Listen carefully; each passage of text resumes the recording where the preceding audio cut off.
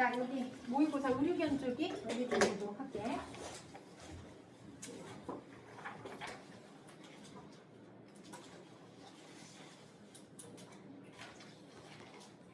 자, 8쪽에서 보시면 열 에너지는, 자, 1문단에서 보면 열 에너지는 항상 고온에서 어디로 간다? 저온으로 간다. 아까 몰랐어. 자, 열 에너지는 항상 고에서 어디로 간다? 저로 간다. 내가 스스로 납득하면서 가라고 그랬죠. 물체의 공기의 온도차가 크면 클수록 열 전달이 활발해진다. 뭐 이런 것들, 뭐뭐 할수록 뭐뭐 하다 이런 것들을 좀 잘 보라고 그랬어. 그런데 수분을 포함하고 있는 물체로 열 전달이 일어나면 물 분자들의 운동 에너지가 증가하여, 자, 여기까지 해야 돼. 수분을 포함하고 있는 물체로 열 전달이 일어나면, 지금 이따가 사실 빨래니까 우리가 해봤겠지만 빨래와 관련된 지문이니까 지금 빨랫감에 열 전달이 일어나면 물 분자들의 운동 에너지가 증가하여, 그 얘기는 뭐야? 얘네들끼리 막 널뛰는 거야. 와! 하면서 막 여기저기 움직이는 거야. 됐지? 그래서 의인화 시켜서 외우라고. 그런 게 제일 편하니까. 그럼 여기 빨랫감들에 지금 뭐가 전달한다? 수분을 포함하고 있는 물체로 열 전달. 여기 열이 전달됐어. 이렇게 딱 전달됐다고 쳐봐. 그러면 얘네들이 운동 에너지가 증가한다는 얘기는 뭐야? 활발이 뭐야? 미친 애들처럼 막 움직이는 거야. 이러면서 움직여. 그랬더니 분자들 간의 결합력이 약해지기 때문에, 그러니까 서로 막 이제 뭐해? 여기저기 막 놀아. 그렇기 때문에 얘네들이 분자들끼리 서로 뭐야? 약해져. 결합력이 이렇게 뭉쳐있는 게 아니라 미친년처럼 놀러 다닌다고. 막 흩어져. 그래서 뭐야? 결합력이 약해지기 때문에 기체로의 뭐가 활발해진다? 상변화가 활발해진다라고 했어. 그러면 지금 결국은 뭐야? 기체로서 모양이 변한다는 얘기죠. 그래서 여기에 아까 어떤 뜨거운 열이 전해지면 고에서 저로 갈 거 아니야. 그치? 그러면 열이 이리로 전달됐어. 그럼 이 안에서 상변화가 일어난 데는 여기 수분들이 결국은 어떻게 되는 거야? 다 기체화될 가능성이 있죠. 날아갈 가능성이 크죠. 여기까지. 일단 수분을 포함하고 있는 물체로 뭐가 일어나면? 열 전달이 일어나면 거기 안에 수분들이 어떻게 돼? 막 신나서 막 뜨거우니까 막 움직여. 그러다 보면 운동 에너지가 증가하고 미친년처럼 막 널뛴다고 그랬어. 막 증가하면서 자기네들끼리 꼭 손 붙잡고 있는 걸 놓쳐. 누가? 물 분자들이. 그러니까 뜨거우니까 아 뜨거 하면서 막 돌아다니는 거야. 그래서 걔네들이 결국은 뭐가 되는 거야? 기체가 된다 라는 거지. 됐죠? 그냥 더 쉬운 설명은 뭐야? 너네 물 끓여봐. 뜨거운 게 전달되면 물이 어떻게 돼? 기체가 되죠? 수증기가. 그러니까 그 말과 같은 거지. 거기로 뜨거운 열이 전달됐을 뿐이지 거기 안에 있는 물들은 당연히 뭐야? 기체로 변하겠지. 뜨거운 열이 전달되면. 그걸 그냥 이렇게 길게 설명했을 뿐이야. 이런 원리를 이용하여 어떤 물체에서 수분을 제거하는 것은, 자, 그래서 여기 사실은 그 물이 있을 텐데 물이 기체가 됐잖아. 상변화가 됐죠? 그거를 우리 뭐라고 그런다? 건조라고 한다. 됐니? 자, 결국은 뜨거운 게 오니까 수분이 결국은 뭐야? 기체로 바뀌는 게 뭐야? 건조가 된 거지. 됐죠? 수증기 생각하시면 돼요. 자, 건조라고 한다. 단위 시간 동안 물체에서 증발하는 수분의 양을 건조 속도라고 한다. 자, 단위 시간 동안, 어느 시간 동안 증발하는 수분의 양이 건조 속도라고 한다. 이런 거 건조 속도의 개념? 이런 것들은 조금 잘 볼 필요가 있죠? 그래서 요거, 이 정도. 다른 조건이 동일할 때 건조 속도는 공기 온도가 높을수록 빨라진다라고 했어. 그러면 건조 속도가 높을수록 건조 속도는 어떻게 된다? 공기 온도가 높을수록 빨라진다라고 했어. 근데 건조 속도가 뭐야? 아까 증발하는 무슨냐? 수분의 양이라고 했잖아. 그러면 결국은 증발하는 수분의 양이 많아진다는 건 공기의 온도가 어떨수록 높을수록 일어난다는 얘기죠. 그렇지? 자, 이런 것도 표시해야지. 같이 움직이는 거잖아. 건조 속도. 그죠? 자, 그래서 증발하는 수분의 양이 많아질수록 건조 속도가 빨라진다.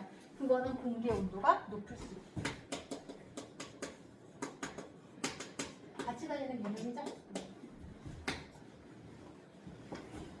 자, 근데 일상에서 건조 속도를 인위적으로 조절하여 생활의 편의를 도모하기도 하는데 이를 뭐라고 한다? 의료 견조기를 그 예로 들 수 있다. 자, 너네 의류 건조기 뭐 사용한 사람들은 있을 거 없을 수도 있는데 거기에서는 지금 내가 어떤 빨랫감을 넣어버리면 얘가 이제 어떻게 확 돌아가죠. 돌아가면서 그 있었던 물기가 다 빠져나가고 옷을 딱 건조기를 열어보면 그 옷감은 수건은 다 하나도 없고 옷감은 뜨끈뜨끈해져요. 그래서 수축되어 있을 거야. 그게 이제 건조기 원리인데 한번 그 되도록 보도록 하자. 의류 건조기는 가열 장치를 통해 공기를 일정 온도까지 가열한 후 이를 세탁물이 있는 드럼으로 이동시킨다. 이따가 사실 문제가 나왔죠? 이런 것들은 내가 머릿속에서 연상을 하면서 가야 돼. 일단 공기를 가열해.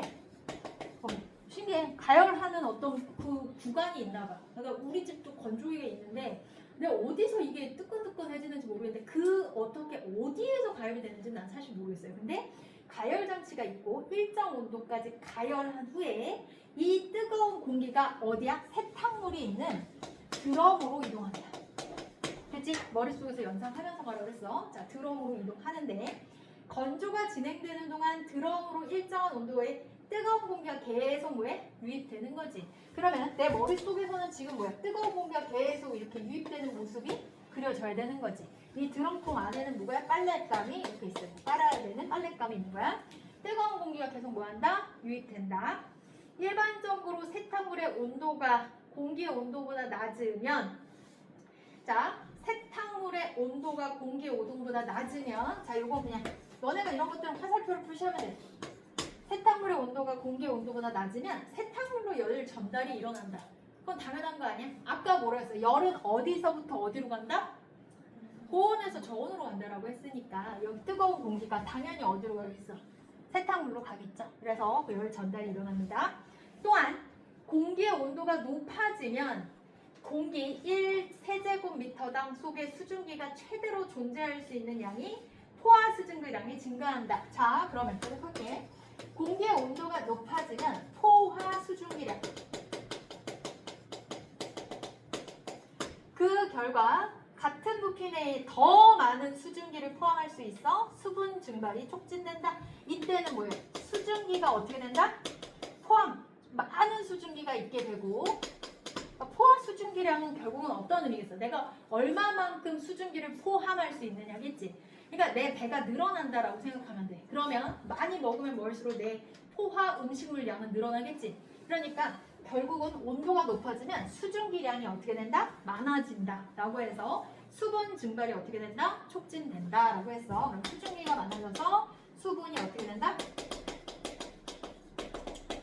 증발이 촉진된다 라고 얘기했어. 그럼 여기까지는 그냥 우리가 설렁설렁 이해하면서 갈 수 있겠죠. 그래서 세탁물의 온도가 높아지면 공기의 온도보다 여기 낮으면 당연히 세탁물 쪽으로 공기, 아까 유입된 공기가 계속 가겠구나 라는 거. 그 다음에 온도가 높아지면 높아질수록 어떻게 된다? 포화 수증기량이 늘어나고 그럼 이 품을 수 있는 수증기량이 많아지고 결국에는 수증기가 많아지면서 수분 증발이 빨리 일어난다 까지 설명했어.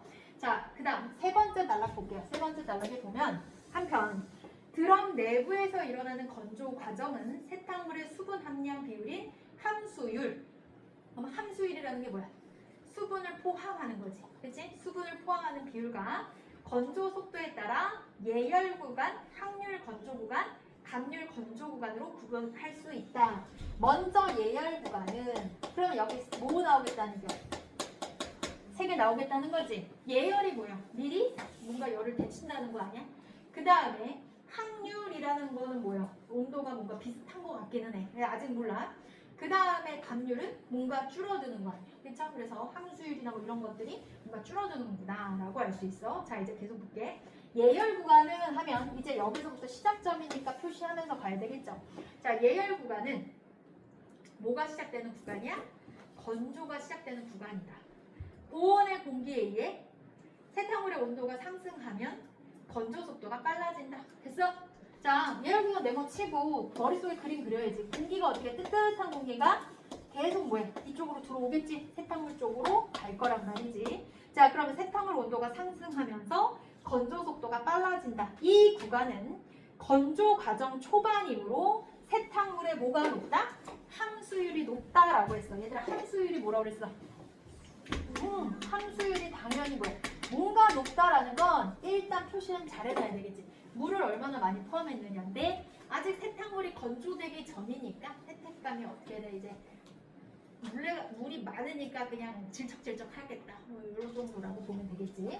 자, 그 다음에 네 번째다가 다음으로 확률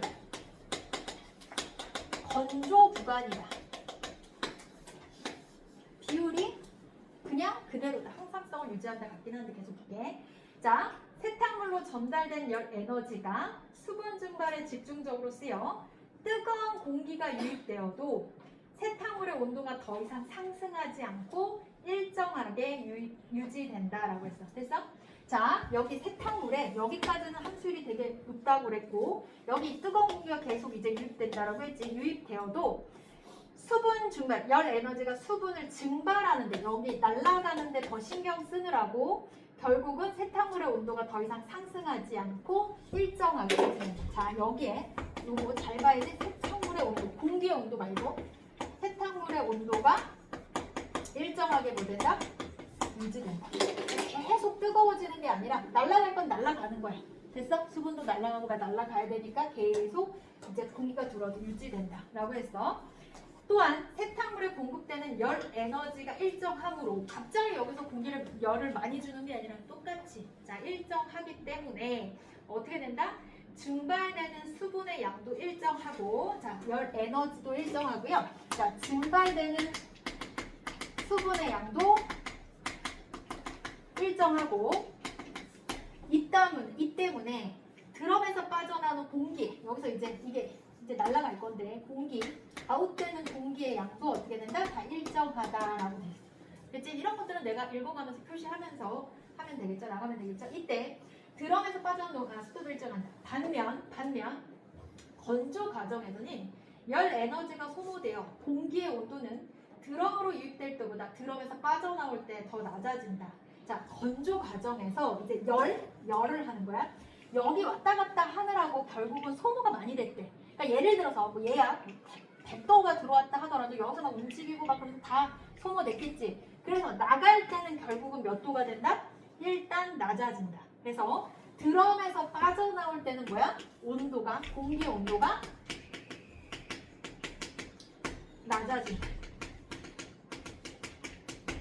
그치? 자, 그러면 이때 내가 표시해야 될 거는 뭐야? 세탁물의 온도는 일정하게 뭐야? 유지된다. 그죠? 그 다음에 빠져나오는 수분도 어떻게 된다? 일정하다. 그치? 그래서 수분도 일정하다. 그 다음에 공기의 온도는 어떻게 된다? 낮아진다. 됐어? 자, 그래서 그런 것들은 내가 읽어가면서 정리하라고 했어. 자, 그러면서 이제 공기의 온도가 낮아지고요. 건조가 진행되면서 세탁물의 함수율이 점차 감소하면 어느 시점부터는 건조 속도가 느려지기 시작하는데 자, 당연히 여기가 함수율이 높았을 거고 여기서는 점차 함수율이 어떻게 돼? 조금씩 낮아지겠죠. 그런데 어느 시점부터는 그럼 건조 들어해도 돼. 이미 다 건조해지고 있으니까. 그래서 아까는 열심히 뜨겁게 공기를 줬는데 이제 천천히 낮아집니다. 이때 느리기 시작하는데 이때를 기점으로 항률 건조 구간에서는 감률 구간으로 넘어가게 된다. 자, 함수율이 감소하면서 건조 속도가 느려져. 그러면서 이제 어디로 가는 거야? 감률 건조 구간으로 간다. 그러면 감률 건조 구간은 건조 속도가 어떻게 되는 거야?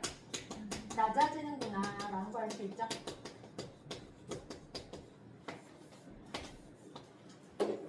자, 감률 건조 구간 볼게요. 자, 여기서는 세탁물에서 증발할 수 있는 수분이 계속 감소하여 건조 속도가 어떻게 된다? 느려진다. 수분도 감소하고요. 왜냐면 수분도 거의 없잖아. 그치? 수분도 감소하고 그 다음에 건조 속도도 어떻게 돼? 근데 왜 건조 속도가 느려진다고 했어? 여기 다시 가서 봐봐. 건조 속도는 증발하는 수분의 양이라고 그랬잖아요. 그러면 수분의 양이 줄어든다는 건 건조 속도도 어떻게 된다는 얘기예요? 그냥 줄어든다는 얘기죠. 그렇죠? 자, 그래서 이제 거의 뭐 물이 날아갈 게 없으니까 줄어듭니다. 자, 그 다음. 자, 이런 것들 너네가 표시해야 돼. 내가 했지만 이렇게. 자, 그러다가 주어진 건조 조건에 최대로 증발될 수 있는 수분이 모두 증발되면 건조 속도가 이제 뭐야? 0이 되는 거죠. 그러면 더 이상 날아갈 수분도 0이 된다는 거겠지. 됐어? 그래서 그렇게 보시면 되고요. 자, 더 이상 건조는 진행되지 않고 세탁물의 온도만 높아진다. 자, 나갈 건 없고요. 그러니까 공기는 이제 나갈 건 없고요. 이때는 자 주의하자. 세탁물의 온도만 뭐가 된다? 높아진다라고 했어. 그러니까 계속 뜨거운 공기가 들어갔을 때 수분은 이제 날아갈 건 날아가고요. 계속 뜨거운 채로만 남아있게 되는 거지. 자, 그러다가 주어진 건조 조건을 최대로 증발될 수 있는 수분이 모두 증발되면 건조 속도가 0이 되어 건조는 진행되지 않고 세탁물의 온도만 유지된다. 자, 아까 세탁물의 온도는 공기의 온도보다 낮으면 세탁물의 연전달이 맨 처음에 일어났었지. 자, 뜨거운 데서 차가운 쪽으로 열 전달이 일어났고 항율 건조 공간에서는 일정하게 유지됐단 말이야. 여기서는 온도가 일단 유지됐어. 그리고 근데 여기서 이제 수분이 빠져나가지 않으니까 이제 세탁물의 온도는 그냥 조금씩 빠져나가는 물이 없기 때문에 계속 상대적으로 뜨거움이 유지돼서 온도가 높아진다라고 했어. 또한 건조 종료 직전에 세탁물의 온도는 높고 수분 함량은 낮아. 그러니까 세탁물의 온도가 높고 내가 뜨끈뜨끈해진다라고 했지. 건조된 옷을 만져보면. 그러니까 세탁물의 온도는 높고 수분 함량은 낮아. 드럼으로 유입된 공기가 열 에너지를 거의 그대로 유지한 채로 드럼통에서 배출된다라고 했어. 그러니까 빠져나가지 않고요. 어떻게 된다? 드럼으로 유입된 공기가 열 에너지를 그대로 유지한 채로. 그러니까 계속 공기가 들어왔을 때 날아가는 게 없으니까 이미 말라버린 수분이 제로인 이 세탁물은 온도만 높아지게 된 상태가 되는 거죠. 그래서 이 상태로 계속 뜨거운 상태로 진행이 된 거야. 종료 직전에선 세탁물의 온도는 높고 수분 함량은 거의 없죠. 그래서 유입된 공기가 열 에너지를 그대로 유지한 채로 드럼에서 배출된다. 유지한 채로 드럼에서 배출된다는 건 이제 높은 데서 낮은 데로 가야 되니까 이제 또 빠져나간 것 같아.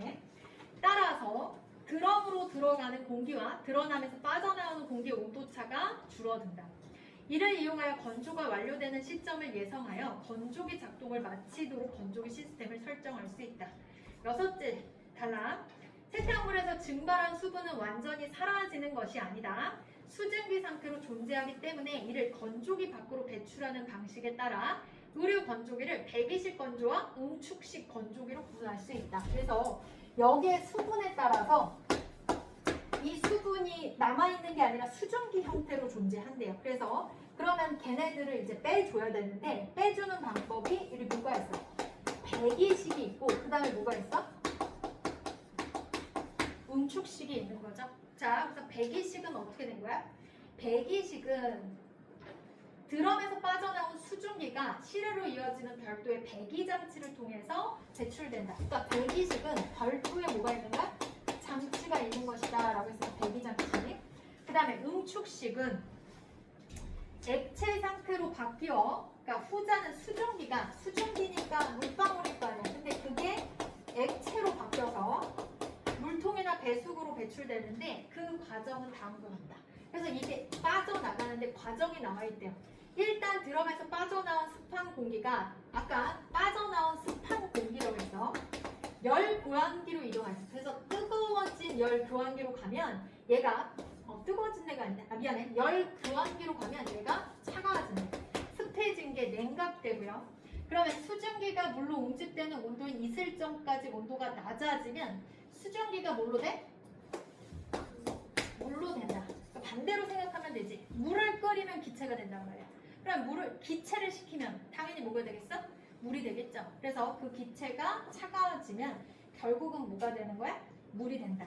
그래서 자, 물로 응축됐고요. 습한 기온은 낮아지겠지. 그래서 이때 응축된 물은 건조기 밖으로 어떻게 된다? 배출된다 라고 됐어. 그래서 얘는 이제 밖으로 나와.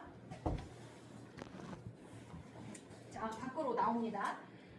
자, 습도가 낮아진 공기는 가열 과정을 거쳐서 다시 드럼통으로 유입되고 이러한 공기의 순환이 반복되면서 건조는 또 진행된다 라고 해서 아까 뜨거운 공기가 계속 세탁물에 영향을 준다는 부분이 있었죠. 그래서 그거 관련해서 습도가 낮아진 공기는 물이 다 빠져나간 공기고 다시 얘는 가열 과정을 거쳐서 아까 말한 이 라인을 다시 타고 있는 거지. 자, 이렇게 의류 건조기를 사용하면 상온에서 자연 건조보다 건조 시간을 줄일 수 있다. 하지만 건조 과정에서 해당물이 고온의 공기에 맞닿으면 수축될 수 있고 줄어든다라고 했어. 천연섬유는 합성섬유에 비해 더 많이 수축됩니다. 그래서 최근에는 의류 손상을 최소화하는 방안에 대한 연구가 진행되는 등 보다 발전된 건조기 개발을 위한 노력이 이루어지고 있다라고 했어. 자, 이걸 적느라고 아까 정신없었는데 한번 다시 마무리하면서 볼게. 자, 첫 번째는 열에너지에는 어디서 어디로 간다? 자, 고온에서 저고온으로 간다라고 했어. 그러면 수분을 포함하고 있는 물체로 연 전달이 일어나면 자, 그럼 수분을 포함한 애들이 있는데 거기가 뜨거워지기 시작하면 얘네들끼리 서로 어때? 결합력이 높아진다, 낮아진다? 낮아진다라고 했지. 뜨거워하면서 낮아져. 그러면서 기체로에 뭐가 일어난다? 상변화가 일어난다.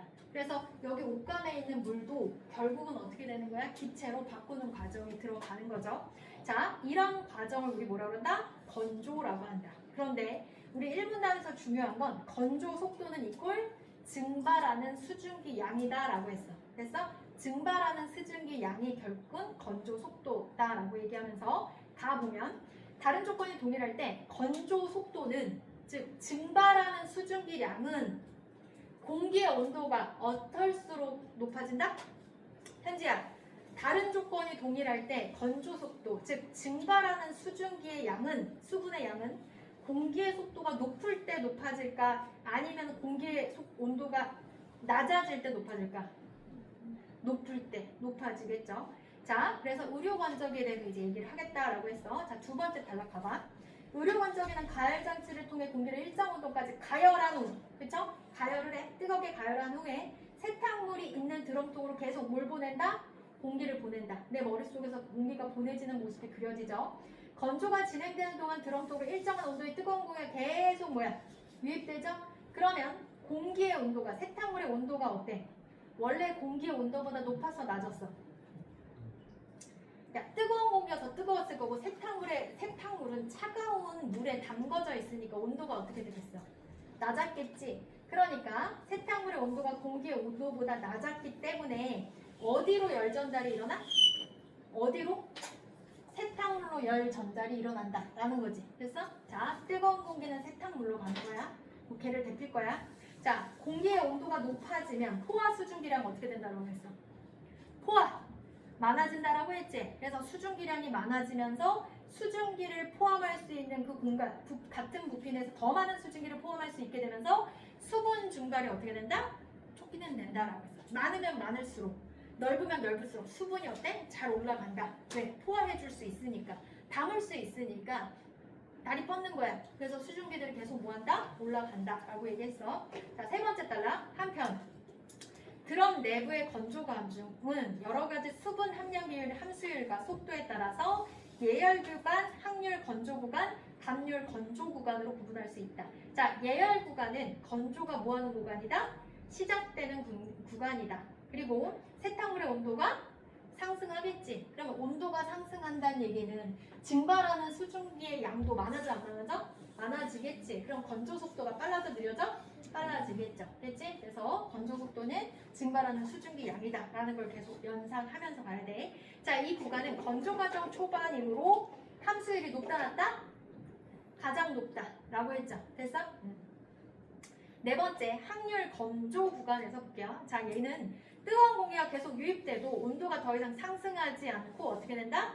일정하게 유지된다 라고 했어. 자, 그래서 항률 건조 구간에서 세탁물의 온도가 유지된다. 표시해 놓으라고 그랬지. 자, 세탁물에 공급되는 열 에너지가 일정하므로 증발되는 수분의 양도 일정하고 공기의 습도도 다 일정합니다. 반면 건조 과정에서는 열 에너지가 소모되어 공기의 온도는 드럼통으로 유입될 때보다 드럼통에서 빠져나올 때 더 낮아진다 라고 했지. 그래서 원래 100의 공기 온도가 들어갔으면 드럼통에서 나올 때는 다 소모됐기 때문에 일단 줄어든다.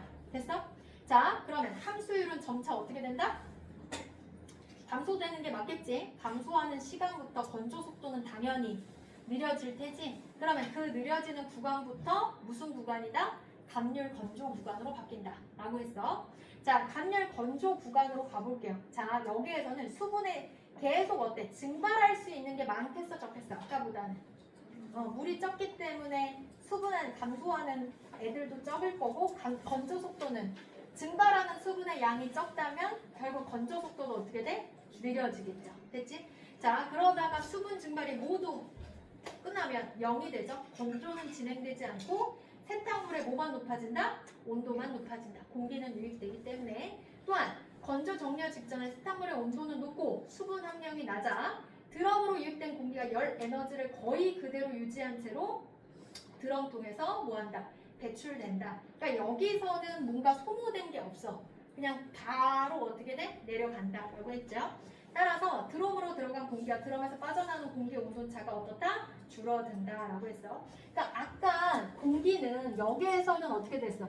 여기에 소모되는 게 있기 때문에 공기 온도가 빠져나올 땐 낮아지지만 여기서의 공고는 크게 뭐 영향이 없다라고 했지. 그래서 온도차가 크지 않다라고 했어. 그래서 여기는 공기 온도차가 있지만 여기서는 별로다라고 이제 얘기했죠. 차이가 없다.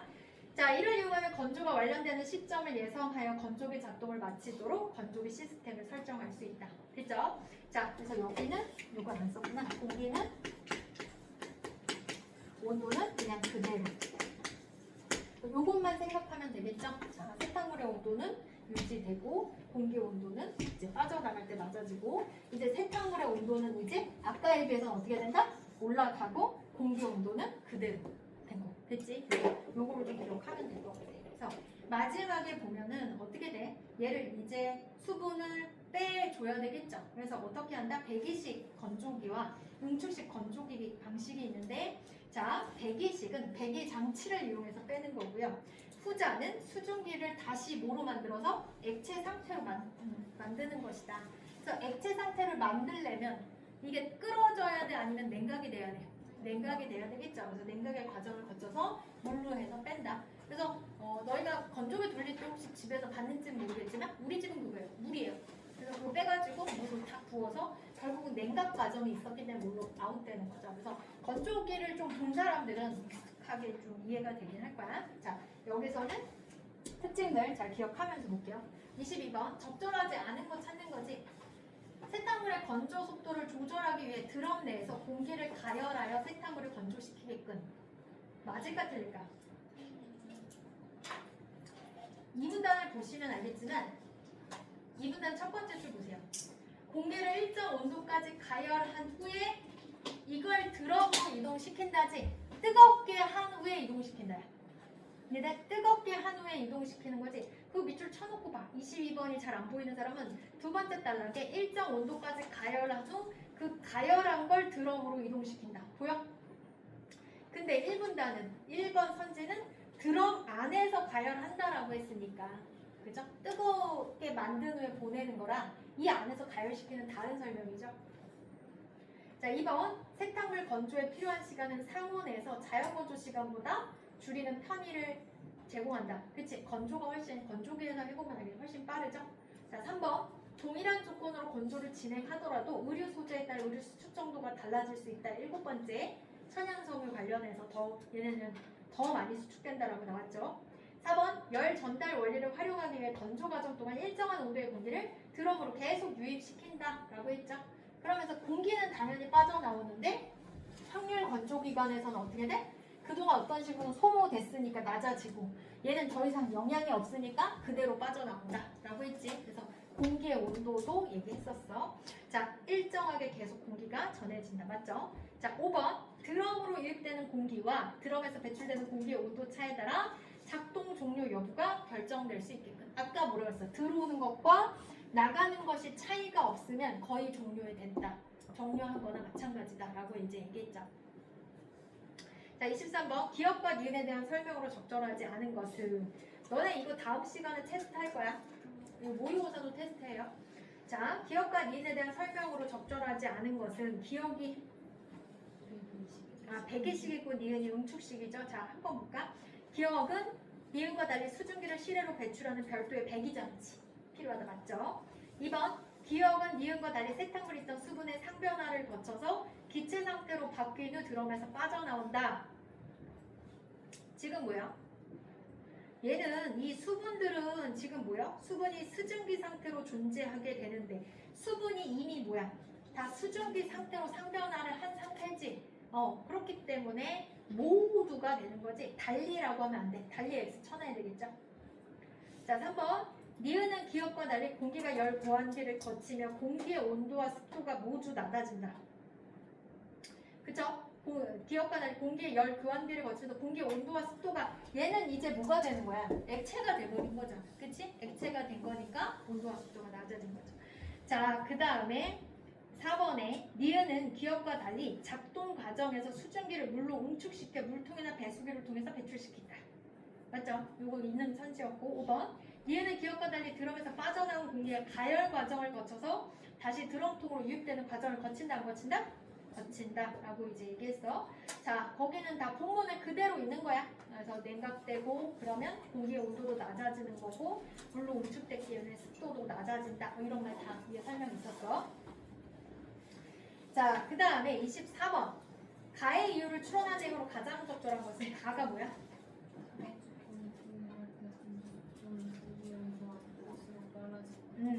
1문단에 보면 다른 조건이 동일할 때 건조 속도는 공기의 온도가 높을수록 빨라진다 라고 했는데 아까 건조 속도가 뭐라고 했지? 공기의 증발 속도라고 했지? 그러면 결국은 증발 속도가 왜 빨라지느냐? 아까 그 얘기했잖아. 결합력이 약해지고 자기네들끼리 수증기량은 포화 수증기량은 늘어나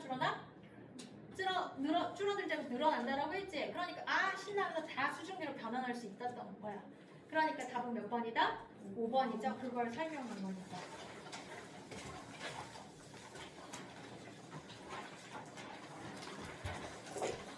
자, 그 다음에 여기 그림은요. 지금 어떻게 돼 있냐면 건조 속도하고 함수율로 돼 있지? 얘들아, 여기 지금 뭐야? 건조 속도가 점차 어떻게 되는 거야? 이쪽으로 하면 늦어지는 거지. 그리고 이렇게 돼 있죠. 그리고 이게 이렇게 돼 있다는 건 결국은 A, B, C가 우리가 알고 있는 그 A, B, C가 딱 봐도 이건 무슨 구간이야? 똑같은 거니까. 확률 건조 구간이겠지? 근데 얘는 뭐야? 예열 구간이겠어? 감속 구간이겠지? 그러니까 순서가 이렇게 가야 돼. 이게 예열이 되는 거고 이게 확률 건조 기간이 되는 거고 이게 뭐야? 감률 건조 기간이 되겠지. 됐어? 그래서 그렇게 생각하고 보시면 됩니다. 1번 볼게요. A 구간에서 그래프가 가로축과 만나는 지점은 지점의 함수율은 그래프가 가로축과 만나는 지점이 여기 아니야. 그치? 함수율은 건조가 끝나는 지점의 세탕물의 함수율이다. 뭐야? 0이죠. 됐니? 0. 자, B 구간에서 세탕물의 온도와 드럼탕에서 빠져나오는 공기의 습도는 각각 일정한 값으로 유지된다. 아까 뭐야? 지금 아까 뭐야? 온도와 공기의 습도는 유지된다라고 했어 안 했어? 했지? 적어놨지. 자, 그 다음에 3번 B 구간에서 세탕물의 함수율은 계속 감소하지만 B 구간의 세탕물의 함수를 계속 감소하지만 단위 시간당 세탕물에 증발하는 수분의 양은 일정하겠군. 지금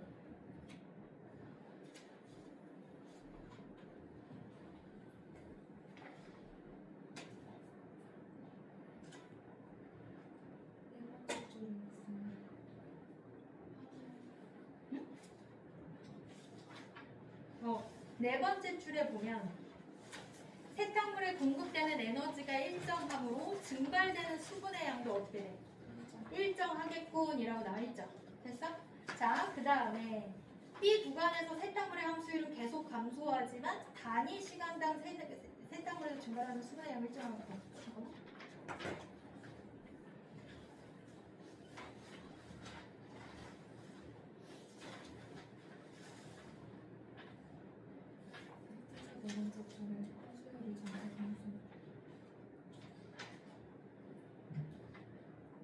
그렇네. 서연이가 다 얘기해줬네요. 자, 건조가 진행되면 세탕물의 함수율이 점차 어떻게 된다? 감소한다 라고 했죠. 맞아요. 그래서 나도 찾았네. 자, 그래서 세탕물의 함수율은 계속 감소한다는 서연이가 말한 것처럼 네 번째 단락의 끝에서 몇째?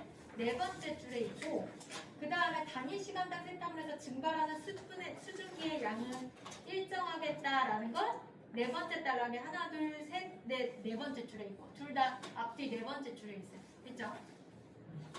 자, 그 다음에 네 번째 C 구간에서 세탁물의 수분 증발에 쓰이는 열 에너지가 점차 감소하여 세탁물의 온도가 상승하겠고 지금 C 구간은 뭐예요? 내열 구간이죠. 그렇지? 그래서 열 에너지가 점차 감소하여 세탁물 온도가 상승한다라고 했는데 여기서는 계속 뭐예요? 공기가 유입되면서 세탁물의 온도가 낮기 때문에 세탁물로 열 전달이 계속 뭐 해야 돼? 올라가겠죠. 근데 열 에너지가 점차 감소한다고 그러면 C 구간은 세탁물의 수분 증발에 쓰이는 열 에너지가 감소하는 게 아니라 얘는 계속 전해져야 되겠지. 감소될 이유가 없죠. 똑같이 계속 전해져야 되는 상황이죠.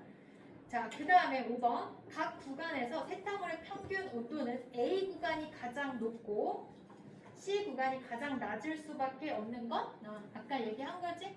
세탁이 끝났을 때는 당연히 세탁물이 갖고 있는 온도는 높을 수밖에 없으니까 C가 가장 높다라고 보시면 돼요. 자, 그 다음에 26번. 문맥상 A와 바꿔쓰기에 적절한 것은 몇 번이다? A가 뭐야?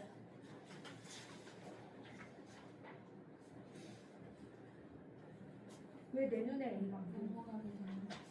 건조 구간으로 넘어가게 된다 라고 하는 거죠. 그 단계로 넘어가게 된다. 근데 이전하게 된다? 이상한 거야? 자, 주소 이전? 아니죠. 그 다음에 B가 뭐예요? 사라진다. 수분을 소거한다라고 해. 자, 수분이 사라진다라고 했을 때 이 소거는 지워 없앤다는 의미긴 해. 자, 근데 그때 쓰지 않죠. 자, 그 다음에 C번에 연동된다라고 했는데 수증기가 실외로 연결되는 거지. 자, 연동되어 있다? 다른 부분도 함께 막 움직이는 거 얘기하는 거니까 얘도 이상하고. 그 다음에 D가 뭐야? 자, 세탁물이 고온의 공기와 닿는다라는 거지. 근데 되면 얼굴을 맞대는 거랑은 전혀 상관이 없죠. 자, 그 다음에 수축이 생긴다. 수축이 뭐한다? 발생한다 라고 보면 되겠죠. 되니? 그 다음에 이어서 이거 풀었나? 가진금도 풀었나? 그럼 가진금도 가서 할게요. 가진금. 네. 응? 화장실 갔다 왔어요. 그러면 잠깐 갔다 오세요. 잠깐 그럼 끊을게. 잠깐 끊고. 자, 여기 과징금 한번 볼게요. 1문단에 과징금이란 법령, 자치, 법규 등의 의무를 위반한 자에 대해 그 위반 행위에 대해 제재로서 부과하는 금전적 제재다. 그치? 과징금은 뭐야? 너 이거 위반했어 이 돈 내놔. 이거죠. 과징금. 설명했고. 금전적 제대 수단, 다시 말로 하면 뭐야?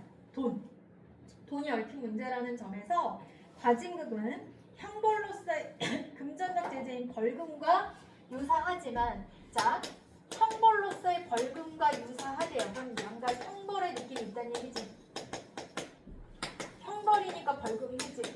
자, 벌 주는 거야. 사법기관에서 부과하는 범금과 달리, 자, 얘는 어디서? 사법기관. 정보를 계속 주고 있는 거야. 사법기관에서 부과하는 벌금과 달리 얘는 행정청에서 부과하는 행정적 제재다. 얘는 뭐야? 행정. 얘는 사법기관. 벌금은 사법기관. 얘는 행정. 내가 행정을 처리하는 데 있어서 네가 잘못하고 있어. 내 개념이. 벌금은 이 벌받아라. 이런 느낌이 있는 거지. 자, 근데 행정적 제재라는 점에서 벌금과 구별됩니다. 과태료는, 니네 과태료가 뭔지 알죠? 운전하고 가는데 뭐 내가 속도를 좀 위반했어. 그러면 바로 뭐야? 사진 찍혀서 날라오죠. 자, 이런 것처럼 과태료는 경미한 행정법규 위반에 대해 부과하거나 경미한 형사사범을 범죄자로 만들지 않게 부과하는 거야. 그러니까 돈 빨리 내면 너 뭐야? 너 범죄인 되지 않게 해줄게. 자, 그래서 부과하는 반면 과징금은 특정 법령을 위반하여 얻은 불법적 이익을 환수하기 위해 부과한다. 그러니까 얘가 잘못한 거는 뭐야? 과징금은 뭔가 불법적인 게 뭐야?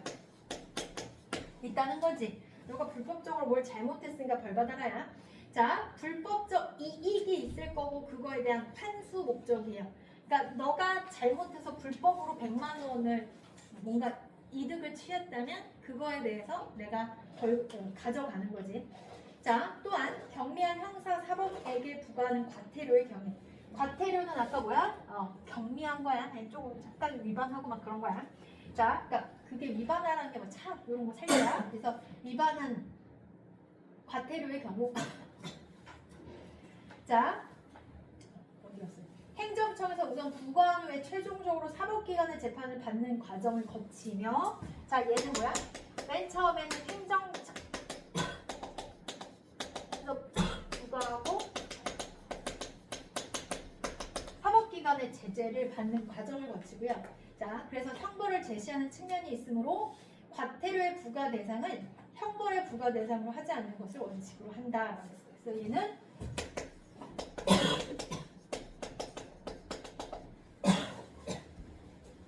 형벌 대신이라고 했어요. 그래서 과태료를 낸 사람은 돈을 냈잖아. 그러면 너는 범인이 더 이상 아니게 된 거죠. 그래서 경미하니까 돈으로 퉁쳐라. 범인 안 만들어줄게. 그래서 돈 내야 되는 거야. 하지만 과징금은 목적과서 형벌과로 자 미안해. 자 동일한 위반 행위에 대해 형벌과 별도로 부과할 수 있다. 그러니까 형벌을 가름할 수 있잖아. 형벌 대신 돈으로 퉁쳐. 근데 너는 형벌 성격도 있고 미안해. 안 돼. 별도로 미안해 진짜. 내가 너무 배고파서 아몬드 5개 먹고 왔어요. 근데 그 아몬드가 몰래 먹다 보니까 걸린 거예요. 별도로 부과. 너무 배고파잖아. 그래서 내가 쉬는 시간 5분 한다는 걸 아몬드 먹는다고 좀 더 걸렸던 거지.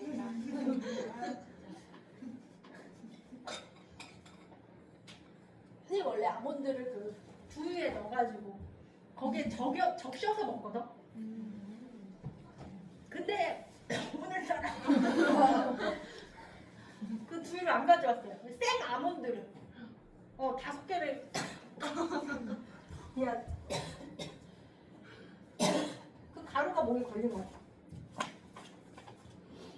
자, 별도로 부과할 수 있으며 위반 행위자가 행정처분에 불복할 때는 행정소송 제기할 수 있다. 되니? 자, 조금 많죠? 다시 정리하면 과징금하고 벌금은 형벌이야. 벌이야, 벌. 근데 차이점은 얘는 행정청, 벌금은 사법기관. 됐어? 자, 과징금하고 과태료랑 헷갈릴 수 있어. 근데 과태료는 행정청에서 부과한 대신 사법기관에서 한다는 얘기는 뭐야? 네가 제가 이제 없는 걸 이제 말소해 주겠다라는 개념이기 때문에 형벌 대신이야. 근데 얘는 과징금과의 얘의 차이는 뭐냐면 형벌은 형벌일 수 있고 벌은 벌대로 낼 수 있고 과징금은 과징금대로 또 낼 수 있는 거야. 그걸로 대체할 수 없다. 돈 냈다고 너 주인 면제가 안 된다는 거지. 과태료는 너 잘못해서 돈 내? 끝. 근데 얘는 잘못한 건 잘못한 거고 그래서 형벌은 벌일 수도 있고요. 잘못하면 범인으로 잡아갈 수도 있고 그 사람한테 과징금도 부과할 수 있는 거예요. 과징금은 어때? 무서운 거겠죠? 벌도 내릴 수 있고 돈도 가져가니까. 됐어? 그래서 두 가지 무서운 거라고 생각하면 돼. 현행법상에서 과징금 제도는 여러 가지 유형으로 구정되어 있지만 꼭 끊어줘. 큰 범주에서 그 유형을 경제적 이익 환수 과징금, 영업정지 대체 과징금 등으로 나눌 수 있다. 자, 얘는 다시 어떻게 나눌 수 있대? 경제적 이익을 환수, 나라에서 가져가겠다의 과징금, 그 다음에 영업 정지 대체 과징금. 경제적 이익 환수 과징금은 얘 이제 얘기해 주겠대. 불법 행위로 얻은 잘못한 거라고 했지. 불법 행위로 인해서 얻어진 경제적 이익을 환수하기 위한 제도래. 그치? 너가 불법으로 100만 원 벌었어? 그럼 내가 가져가야지. 자, 잘못된 걸로 얻었기 때문에 환수하기 위한 제도로 위반 행위에 대한 제재로서의 성격과 너 벌 받아 하면 위반한 거에 대해서 제재, 혼내주는 거죠. 제재는.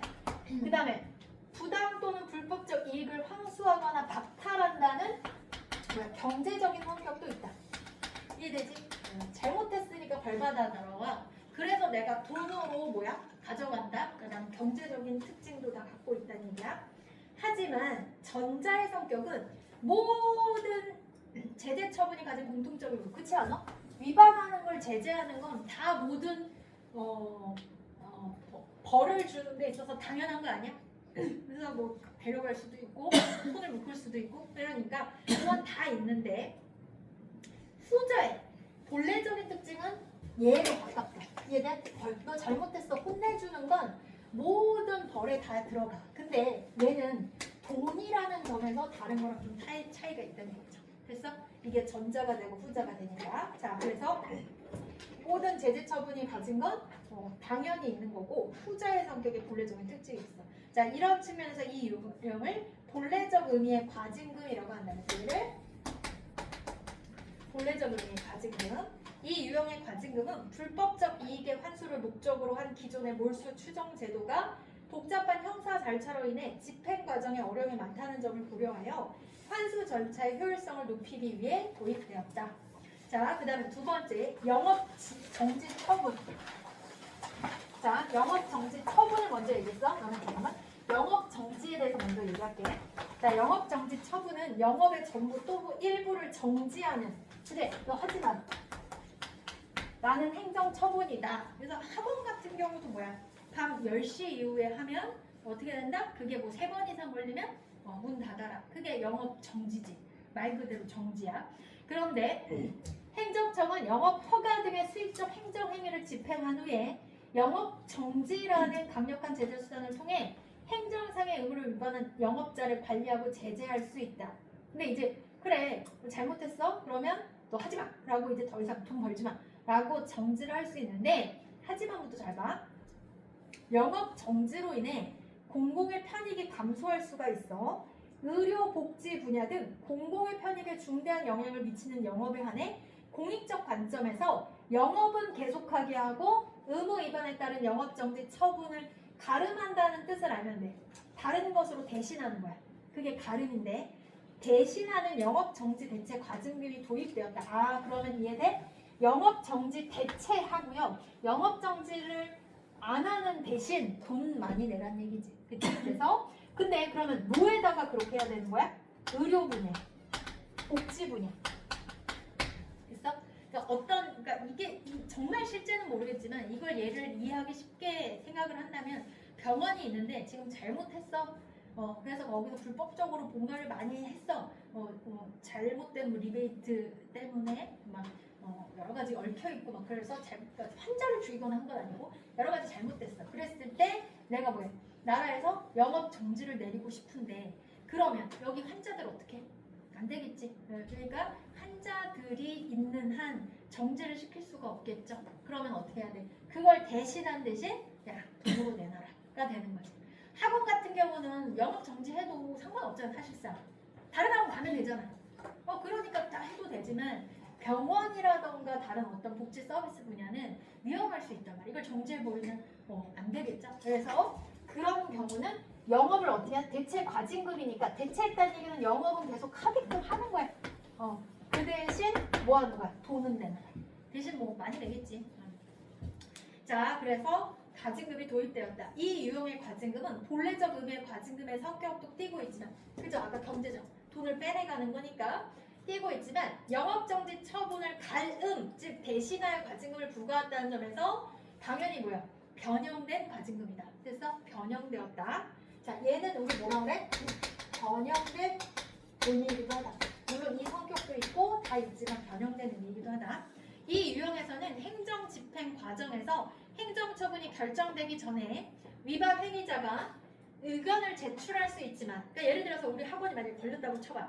그러면 눈치가 이제 뭐야 영업 정지 내리겠지. 그러면 그 전에 뭐 할 수 있다는 거야? 의견을 제출할 수 있다는 얘기는 우리 억울합니다라던가 이유가 있습니다 하면서 의견을 제출할 수 있지만 해봤자 처분을 선택할 수 있어 없어? 없다는 얘기죠. 공익성 판정에 대한 민원 등 처분의 결정에 불복하는 경우가 많아 행정 집행 과정에서 어려움이 발생할 수 있다. 그러니까 여러 가지로 힘든 점이 있어. 이 때문에 실제 집행에서는 효율성을 고려해. 자, 의견이 두 가지가 있어. 자, 그 두 가지 의견이 뭐야? 첫 번째 A가 뭐야? 위반 행위자의 처분에 명시적인 선택권을 부여하라. 자, 뭐예요? 눈에 띄는 선택권. 자, 뭐예요? 야, 선택해. 너 영업 정지할래? 난 영업 정지하겠어. 아니면 나는 뭐야? 나는 돈으로 대신 하겠소.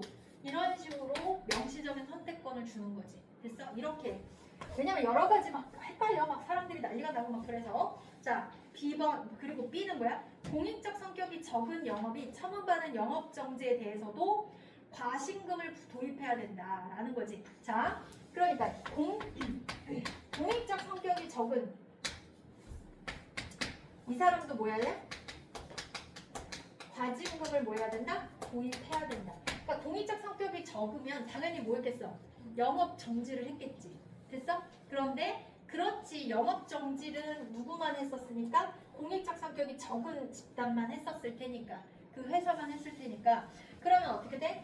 얘네한테도 돈을 내게 해라 라는 거지. 됐어? 그러면 만약에 우리 학원이 걸렸으면 우리 학원은 기존에는 뭐야? 영업 정지만 하면 됐었는데 이제는 뭐야? 영업 정지도 하고 돈까지 내야 되는 상황인 거지. 됐니? 자, 그런 입장이 있다라는 거야. 그러니까 헷갈리니까 선택하게 하든가 나누지 말고 그냥 다 혼내라 이런 느낌인 거지. 자, 그래서 마지막에 과징금은 국민의 이익을 침해하는 침익적 행정행위로 어쨌든 이 사람이 불법을 했던 뭐 했던 간에 이익을 침해한 건 맞기 때문에 법률 유보의 원칙을 따른다. 법률 유보가 뭘까요? 행정작용의 행해짐에 있어서 법적 근거가 요구된다는 것이다. 왜 본문 안 보고 듣고 있어? 자, 행정작용의 행해짐에 있어서 법적 근거가 요구되는 것이다. 따라서 과징금의 근거가 되는 개별 법률에 대해서는 부가 및 징수의 주체, 부가, 사유, 상한의 납부 기한 연기, 분할 납부 등에 관한 사항을 명백히 규정함으로써 침입적 행정행위 남용을 방지하고. 자, 무슨 말이야? 법적, 너가 이거를 벌을 주는 데 있어서 법적 근거가 요구된다는 얘기는 정확하게 남기라는 얘기죠.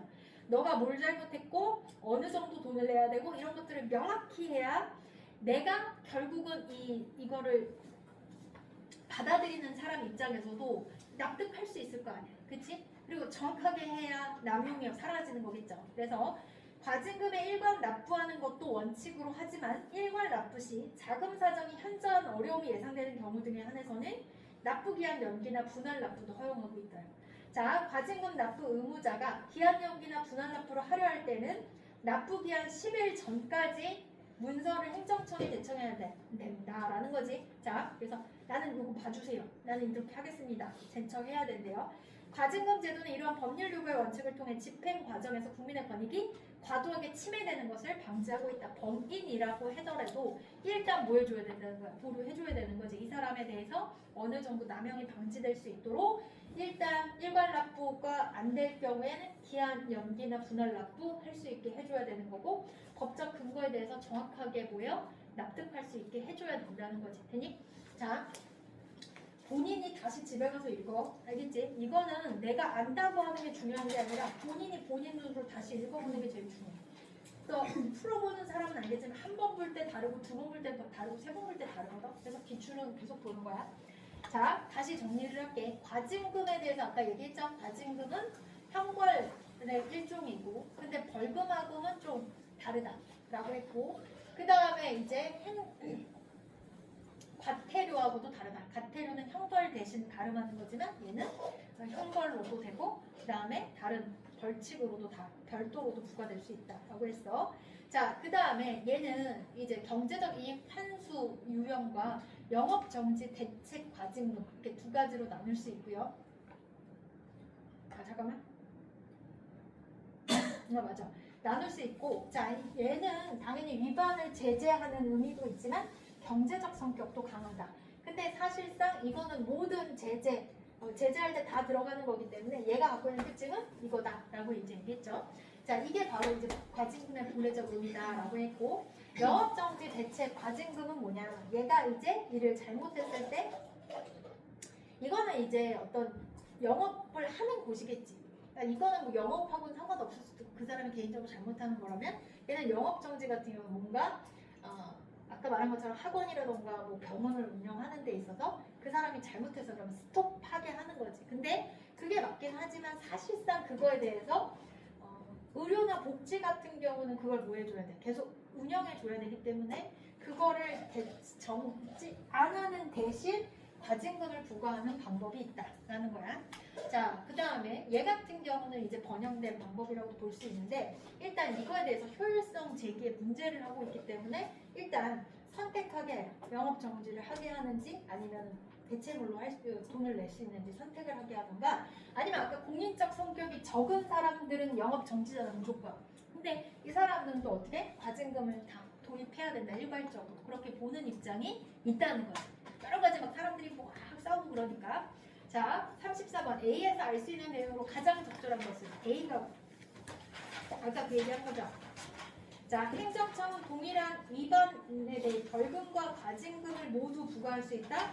아까 벌금은 어디서 낸다? 사법기관에서 하는 거라고 했지. 자, 2번 행정청은 경미한 형사사범이 형벌의 부과 대상이 되지 않도록 과태료를 부과할 수 있다. 되죠? 안 그러면 이제 죄인 돼버리니까. 자, 3번 행정청은 특정 법령을 위반하여 얻은 불법적 이익을 환수하기 위해 불법적 이익 환수는 뭐였지? 그러니까 과태료는 운전하다가 잘못해서 돈 내는 거라면 과징금은 네가 갖고 있는 돈 불법적으로 얻은 돈을 뭐 하는 거야? 가져가는 거지. 그래서 좋은 거. 그러니까 거기 뭐 길에서 하는 어떤 장사들도 어떤 자릿세를 내지 않고 하는 경우 뭐야? 그러면 그거 못하겠네. 다 돈 가져갈 수 있죠. 자, 과징금입니다. 4번 행정청은 경미한 행정법규를 위반한 행위자 이건 과태료야. 형벌로서의 금전적 제재는 형벌의 느낌은 형벌을 주지 않으려고 한 거잖아 과태료를. 얘네 형벌로 가름한 거니까 형벌로서의 금전적 제재는 벌금에 가깝죠. 그래서 다른 설명이야. 서로 다른 설명을 묶어놓은 거야. 자, 5번 행정청은 과징금의 목적이 형벌과 동일하기 때문에 사법기관의 재판을 거치지 않고 라고 했는데 자, 아까 뭐라고 했어? 얘는 사법기관으로 다 안 가.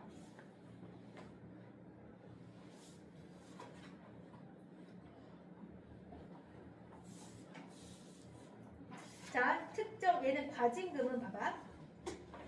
과징금은 사법기관의 재판을 받는 과정을 거치죠. 근데 얘는 사법기관의 재판을 거쳐? 본문에는 안 나오는데 잠깐만. 과태료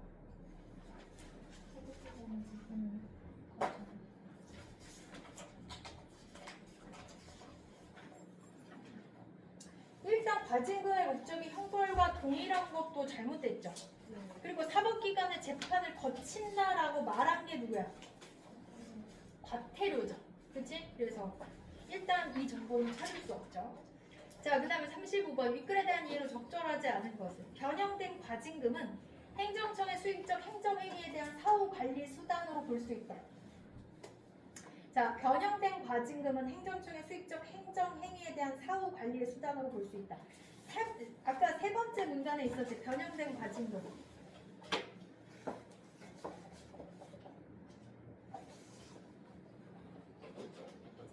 본래적 의미의 과징금의 성격을 띠고 있지만 영업정지 처분을 대신해서 과징금을 부과한다는 점에서 변형된 과징금이라고 한다. 그거 대신 부과하는 거야. 변형된 과징금은 행정청의 수익적 행정행위에 대한 수익적 행정행위가 뭐야? 이득을 얻은 행위에 대한. 됐어? 이게 말이 어렵지? 사후관리수단이라는 건 뭐야? 나중에 자 말이 행정청의 수익적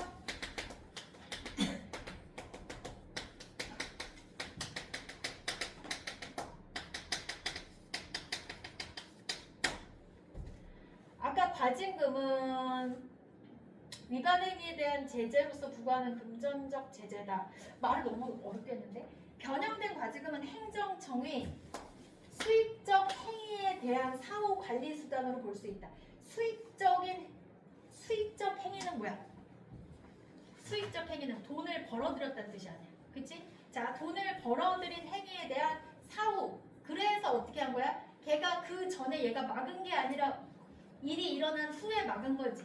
그러니까 그 돈을 벌어들인 것에 대한 나중에 관리 수단이 된 거지. 막 그렇게 봐야 될 거야. 수익적을 돈을 벌어들였는데 미리 방지를 못했고 그래서 나중에 뭐 한 거야? 가져갔지. 그래서 수익적 사후관리 수단으로 볼 수 있다. 이렇게 봐야 될 것 같고 이번에 본래적 의미의 과징금과 변형된 과징금은 모두 위반 행위에 대한 제재로서의 성격을 지닌다. 왜냐하면 아까 그 얘기 했잖아. 모든 위반 행위에 대해서 이 제재 성격을 다 갖고 있다라고 했으니까. 자, 그 다음에 3번. 본래적 의미의 과징금은 기존 몰수 추정 제도가 지닌 집행 과정의 어려움을 고려하여 도입되었다. 아까 본래적 의미의 과징금은 이라고 하면서 그 두 번째 단락에 보면 이 유형은 아까 뭐라고 했어? 불법 환수를 목적으로 한 기존의 몰수 추정 제도가 복잡한 어떤 형사 절차 막 이런 걸 거쳐야 돼. 그래서 한 큐에 해결하려고 만들어진 거다라고 나와 있어. 이거는 마지막 단락에 두 번째 단락의 마지막 부분에 그 부분이 남아있어서 맞죠? 자, 4번. 본래적 의미의 과징금과 달리 변형된 과징금에 대해서도 위반 행위자가 행정처분에 불복할 때 행정소송을 제기할 수 있다라고 했는데 과징금과 관련해서는 모두 뭐예요? 행정소송을 다 제기할 수 있죠. 자, 그래서 그건 A의 마지막에 위반 행위자가 행정처분에 불복할 때는 행정소송을 다 제기할 수 있다는 부분이 A의 마지막에 있어. 그래서 달리가 아니라 모두야. 모두. 그리고 읽다 보면 얘는 소송을 제기했는데 얘는 되네 안 되네 그런 말 없었잖아요. 얘는 여기에서 전제 조건으로 소송을 제기할 수 있다가 있었습니다. 자, 5번. 본래적 의미의 과징금과 변형된 과징금 모두 본래적 의미와 과징금과 변형된 얘야. 얘네들 모두 침입적 행위에 대해 남용을 방지하기 위해 명확한 법적 근거에 따라 부과된다. 요거는 이제 마지막 단락에 설명이 있었죠. 자, 그 다음에 36번. A, B에 대한 추론으로 가장 적절하지 않은 것은 자, A가 뭐예요? 선택권. 그 다음 B가 공익적 성격이 약한 것도 돈 내라 라는 거지. 1번. 영업정지 처분과 과징금 부과는 대등한 제재에 속하는 수단이라고 볼 수 있으므로 위반 행위자가 처분을 선택할 수 있다는 견해는 A에 대한 찬성 입장이다. 맞아? 동일하기 때문에 선택하라고 하는 거죠. 그러니까 맞죠. 자, 2번. 공익성의 범위를 넓게 적용하여 그러니까 우리가 병원은 공익적 뭐 다른 데는 공익적이지 않다 이렇게 해서 너무 좁게 보지 말고 넓게 적용한다는 거, 다 된다는 거지. 적용해서 영업정지 대체 과징을 부과하는 것이 영업정지 처분의 제재 효과를 떨어뜨릴 수 있다는 견해는 영업정지 처분의 제재 효과를 떨어뜨릴 수 있다는 경우는 A에 대한 반대 입장이다. 뭐가 맞을까? 이게 무슨 말이야 얘들아? 공익성의 범위를 넓게 적용한 이 말대로 갈게. 영업정지 대체 과징금을 부과하는 것이 영업정지 처분의 제재 효과를 떨어뜨린다. 영업정지가 있고 과징금이 있을 때 영업정지 대체 과징금을 사용하면 대체 과징금 그러니까 멈추지 않고 과징금을 사용하면 영업정지 처분의 효과를 떨어뜨린대. 그 얘기는 뭐가 더 짱이란 얘기야? 이게 더 짱이란 얘기죠. 그치? 여기에 짱이라는 얘기 때문에 A에 대한 반대 입장이라고 하면 돼, 안 돼? 안 되겠죠. 왜? 얘네는 이걸 똑같이 본 입장이죠. 무슨 말인지 알겠어? 그러니까 E는 공익성의 범위를 넓게 적용해서 대체 과징금을 부과하는 것이 영업정지 처분의 제재 효과를 떨어뜨린다. 라는 건 돈을 내게 해서 영업정지를 계속하는 건 옳지 않다. 라는 거지. 그러면 이 입장은 다시 말하면 여기서 아까 A 같은 경우는 이게 똑같다라고 한 거잖아요. 그게 아니라 이 전제는 야 멈추는 게 더 강력한 거야. 라는 입장하고 동일한 거지. 그러면 A에 대한 반대 입장으로 볼 수 있군.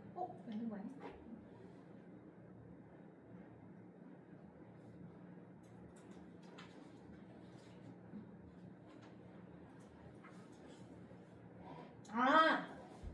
얘들아 B로 가야 되겠네. 왜냐면 지금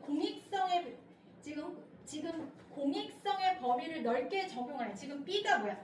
공익적 성격이 적은 영업이 처분받은 행위 정지에 대해서도 과징금을 도입해야 한다는 주장이잖아요. 그러면 얘는 뭐야? 개나 소나 지금 다 돈을 내야 된다 라고 한 거지. 그리고 얘도 어떻게 해주는 거야? 영업 대신 돈 다 내게 한다는 얘기잖아. 다시 말하면 B는 야 영업하지 말고 대체 과징금이니까 영업 대신 돈을 다 내 라고 하는 거지. 영업 대신 돈을 다 내 라는 거야. 근데 그거는 공익적이 약한 애도 그게 돈 내란 얘기야. 그러면 2번 같은 경우는 공익성의 범위를 우리가 이게 지금 이거 얘기하는 거잖아. 공익성의 범위를 넓게 잡아서 영업정지 대신 과징금을 부과하는 것이 영업정지 제재의 효과를 떨어뜨릴 수 있다는 건 이거의 입장에 이거에 반하는 입장이야. 반하는 입장이지. 이해돼? 이거 대신 이거를 해 라고 했는데 야 이렇게 하면 영업정지 처분의 제재를 효과를 떨어뜨리는 거야 라고 했잖아. 그럼 떨어뜨린다는 것은 결국 얘하고는 안 된다는 거니까 B에 대한 A에 대한 반대 입장이 아니라 B에 대한 반대 입장으로 가야 되겠지.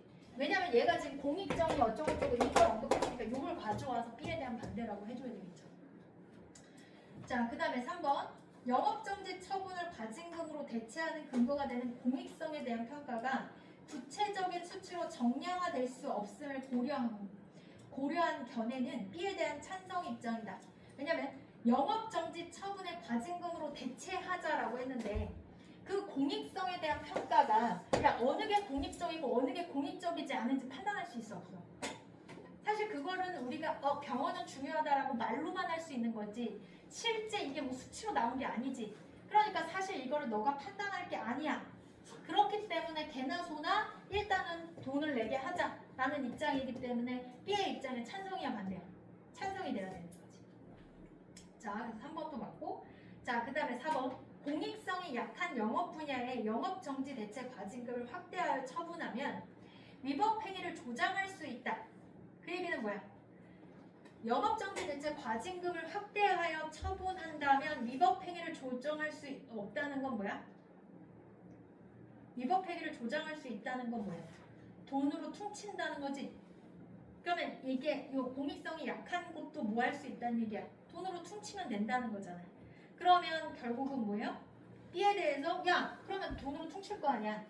어떤 식으로 불법적인 걸 적용해가지고 그래서 결국은 뭐야? 반대 입장으로 될 수 있겠죠. 그러니까 영업정지가 그러니까 4번 같은 경우는 영업정지가 얘 같은 경우는 영업정지가 가장 강력해. 그러니까 이 입장이라고 보면 돼. 영업정지가 가장 강력한데 그거를 가름해서 다른 걸로 하겠다는 입장은 그러면 이제 어떻게 되는 거야? 영업정지가 가장 강력한데 그렇지 않은 예를 도입하려고 개나 소나 하기 위해서는 그럼 여러 가지 다른 악용할 수 있는 우려들이 발생할 가능성이 있다고 생각하면 되겠죠. 됐어? 좀 어렵나?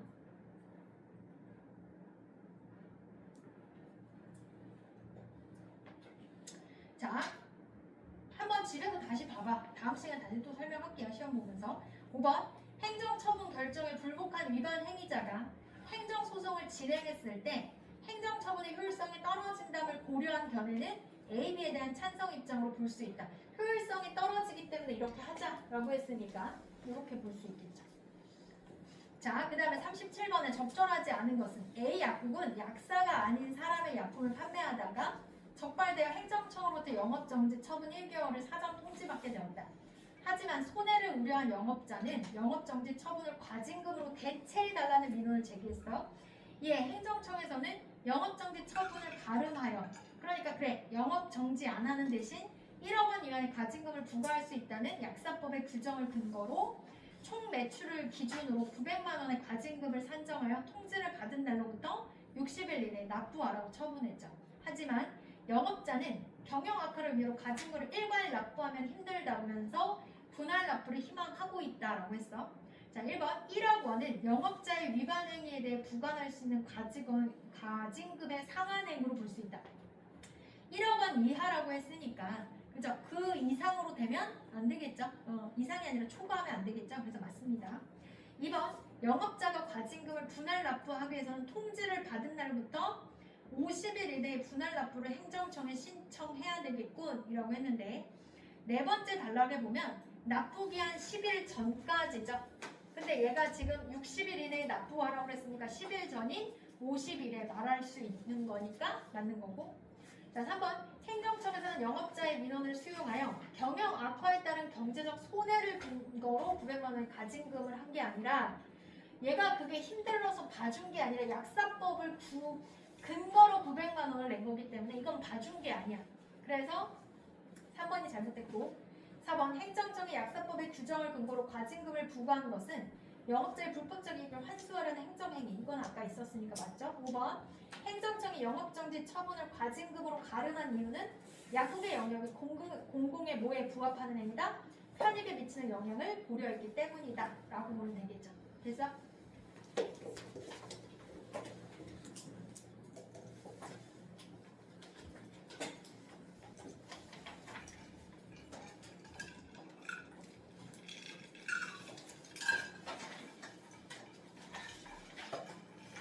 자, 그러면 30분이니까 집에 가서 한번 다시 읽어봐. 그리고 다음 시간에 우리 다시 테스트하면서 OX하고 그 다음에 교과서 학습활동 안 나간 거 나머지 숙면은 나가도록 할게요. 알겠지?